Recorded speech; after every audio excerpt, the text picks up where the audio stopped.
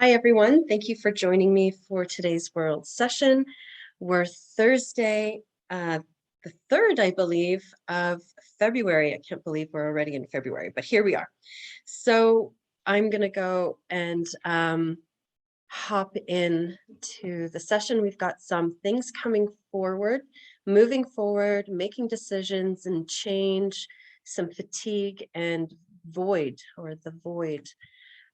So if everyone can get themselves nice and cozy um, to receive. And here we go. I'm going to go quiet and tune in.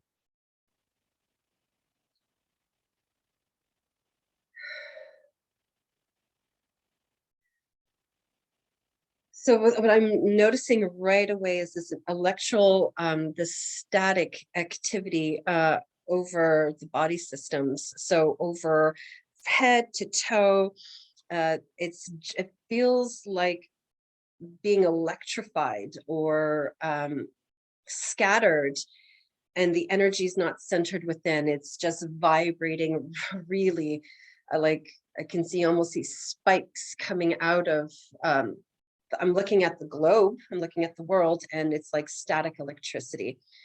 So I don't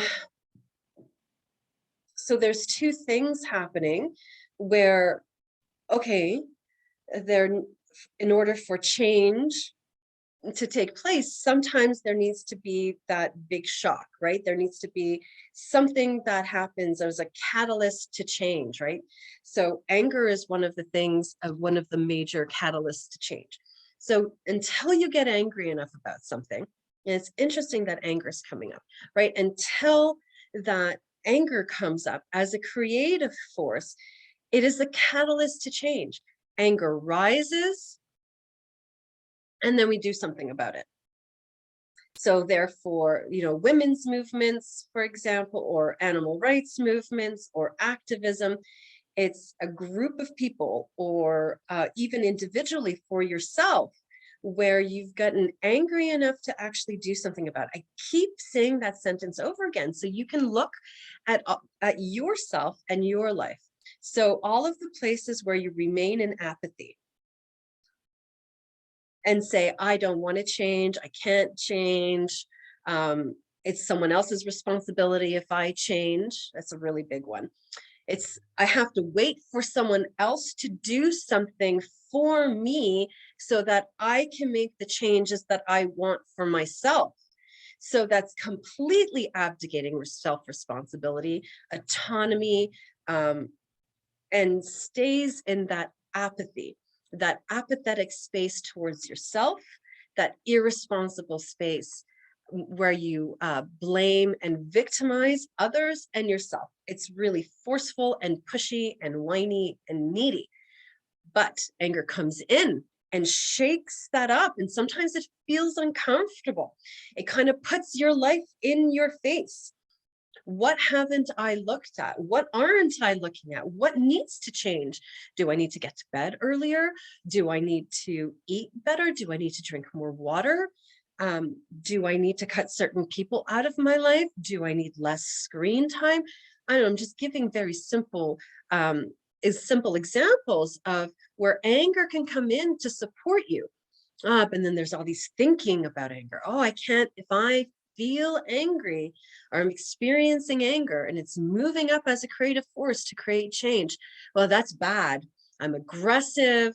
That would, whatever you think about anger. Angry people are aggressive. Angry people, or if I experience anger, that means I'm not kind. That means I'm not gentle. No, anger comes up like a creative force to kind of wake you up. It wakes you up, and I can see it within the world. Everyone, that anger, that creative force coming up to shake people out of their apathy.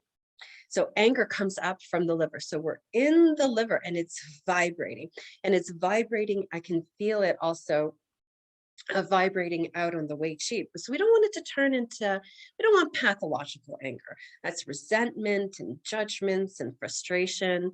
And, it could even be aggression and passive aggressive and bullying. We don't want that. We want anger to come in really nicely and do its job, which is a creative force. It's a catalyst for change. So you need to support the liver first. And we're going to support the liver by doing a hydration. We're going to do a circulation plug into the liver. There we go. And link it to the gallbladder, and gallbladder is decision making. So liver also is the organizer and planner. It organizes and plans. And in Chinese medicine, it's also the seat of the soul. In Chinese medicine, that's what they say, where all of your experiences are held within the liver. So we got some cleaning up in the liver to do. So there's some fatty deposits. I'm looking at the fascial system within the liver, and that's really that's kind of bunged up and not moving smoothly. The actual functioning of the liver, it's not very lean, it's burdened. So we're going to do a unburdening as a consciousness to the liver. We're going to unburden the liver. We're going to anchor it to the heart. So the big, an individuation, so that's a big word for growing up. I like Jordan Peterson's words, grow the hell up. Be responsible for yourself. So there's a few things. So we're going to unburdening the liver from that blame, guilt, victim consciousness within the liver, and allowing the liver to do what it does. It filters. Oh, and just as I say that, there's just so many experiences within there. So we're going to run an active memory thread to the last 2 years. So we're bringing it up to 2019. Where fear took over our daily lives, where fear was running the show with the decisions that were being made for ourselves and running our life. So fear is a really good thing. There's nothing bad about fear. You need fear. It's healthy. There's a bear running towards me. Fear kicks in and says, I need to get out of here. And it kicks up those adrenals and that adrenal response, and adrenaline kicks in and gets you out of the way. There's a truck coming towards you.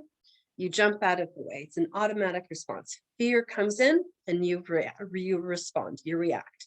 You don't go and touch a hot stove out of fear of burning yourself. But when fear becomes pathological, well, then it turns into psychosis. It turns into psychosis, neuroticism, and it gets really sick. It's controlling, domineering, tyrannical. So we're flushing that out of the liver, because that's how it's been organizing and planning, and then making the decisions in the gallbladder from this pathological fear. They're going to do a few things here to dump that pathological fear out of the liver and out of the gallbladder. I'm going to go ahead and run a biogenics to pathological fear to dump that out of the liver, out of the gallbladder. Then we're going to go ahead and do a hydration, a flush circulation plug into this liver. We're going to make sure that those lymph nodes within the liver, the fascial tissue, is holding on to that trauma. It's shaking. It feels like it's in PTSD. So we're going to link that into the amygdala complex to calm it down. There's nothing happening. Nothing is happening.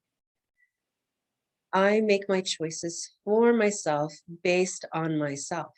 I am fully responsible for myself. I am fully responsible for my life. I have the ability to respond to myself. I have the ability to respond in my life. And we're going to plug that into oh my God, I can see them. The amygdala complex bilaterally.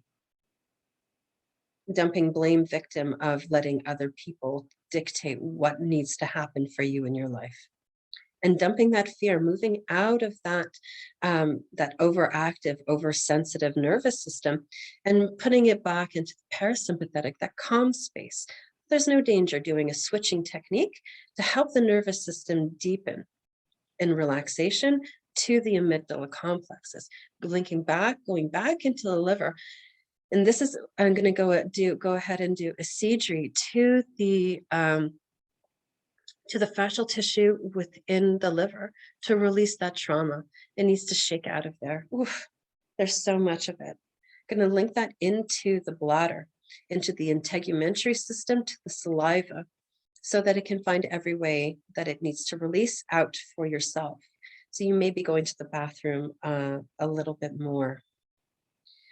I'm watching that ionic discharge of the trauma from the liver. And then we're going to go ahead and do a repair to the liver functioning. And make sure that it's filtering well. So filtering your experience as well, filtering filtering your experiences, that you don't need to hold on to everything like baggage. And then doing a repair from the communication from the liver to the gallbladder. The gallbladder's freaking out. It's like liver has gone nuts. I can't trust liver to help me make decisions. So I'm just going to stay in this place of void, of doing nothing. I'm just going to sit here quietly and not make a choice. I'm just not going to do anything. But doing that, you've already made a choice. You've made the choice to not do anything. So liver and gallbladder need to be in better communication for each other. Liver organizes and plans, and comes gallbladder, and you make a decision. It doesn't matter what choice you make. Who knows how you're making a right choice? So all of this thinking comes in now. Well, what if I make a mistake? What if I do it wrong? I'm not capable of leading my own life. I'm not capable of making decisions for myself. I'm miserable in this relationship, but if I leave, that means I'm going to be alone, and all of these mental masochisms. Well, that's really big. There's a lot of thinking happening in the gallbladder. And how do you make a decision? I don't know. I don't have a recipe on how to make a choice. Just make a choice. And then responsible for the choice that you make. Now the gallbladders, we're going to reverberate sole responsibility through the gallbladder. I don't know how I make a choice. I make a choice. I make a decision for myself, and then I'm responsible for my decision. Oh, my whole body just melted. It doesn't matter if I make a right choice, a wrong choice, who even knows what that means? I made a choice. The choice I made is mine, and I'm responsible for it. Now the liver and the gallbladder, we're going to link those two together. Really lovingly. They haven't been talking for some years now. They haven't been talking for a long time. So we're going to do a repair to the link between the communication between liver and gallbladder. Ooh. All right, go ahead and tap this in.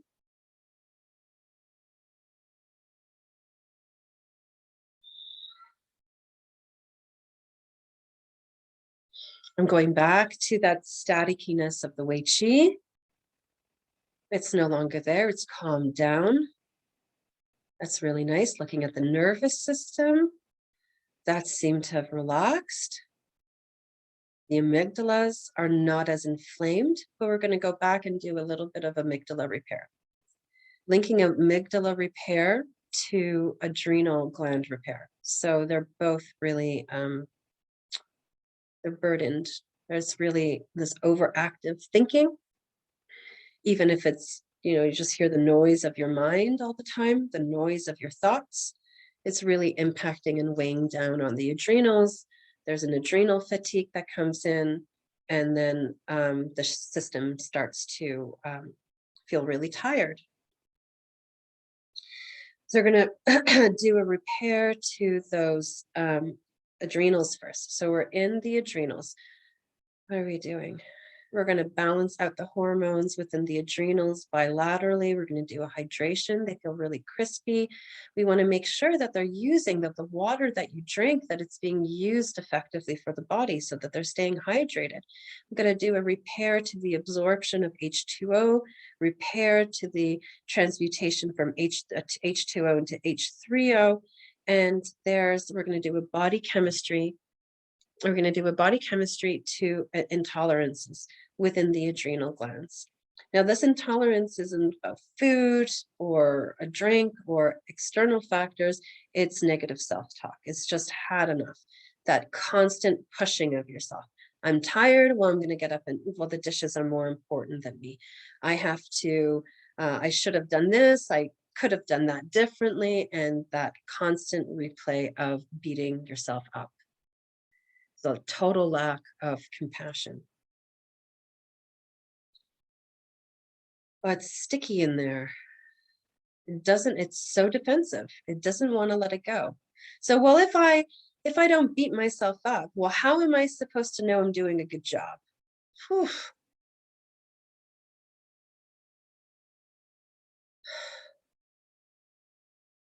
There's a need to be, it's like an addiction to being, an addiction to self-mutilation.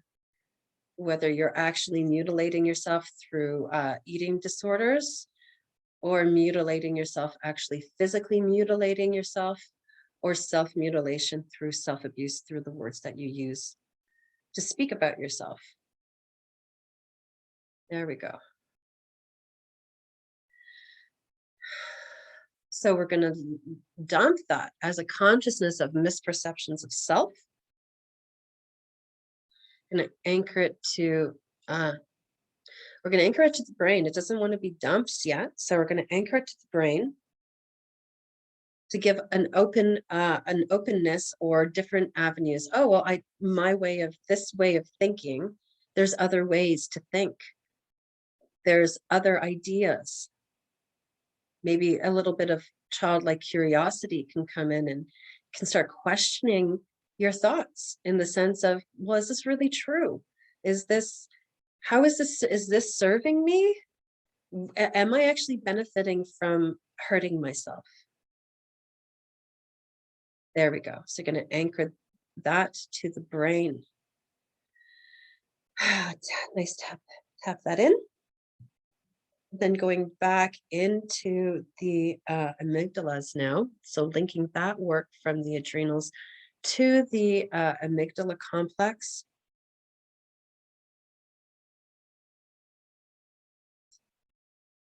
Got a nice little stomach gurgle, something shifting. And we're going to do a circulation plug-in of blood to, from, and within the amygdalas. They're starved for healthy blood and oxygenated blood. So we're dumping out, moving out that stagnating blood, that old blood, and replenishing the amygdalas with healthy oxygenated blood so it can get all the minerals that it needs. And I'm quite dizzy right now.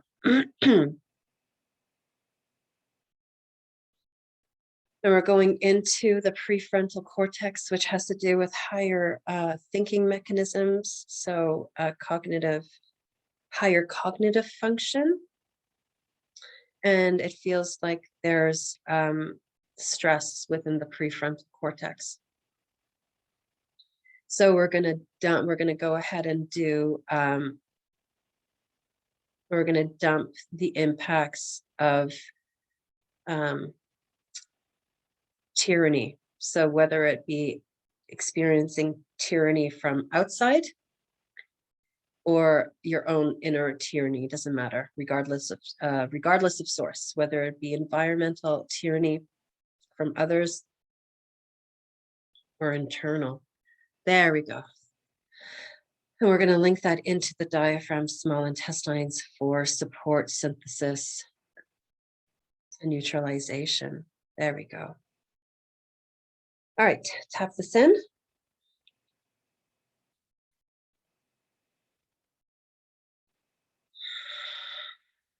And then going ahead and linking this session into a three brain balancing. So linking head brain to heart brain to gut brain. There we go. That feels really good. Nope, there's a downloading. Just watching the work happen. Where are we going now? Is it done? No, it's not done.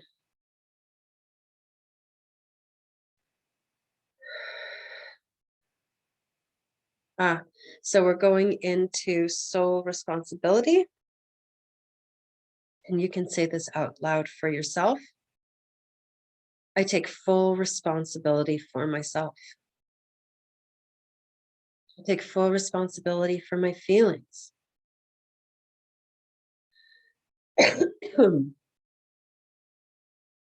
Oh, there was a really big release on this one. I take full responsibility for my emotions. I take full responsibility for my experience. I take full responsibility for my life. End of session. Thank you all for joining me. I'd love to hear your feedback. Let me know how this goes for you. See you all next week.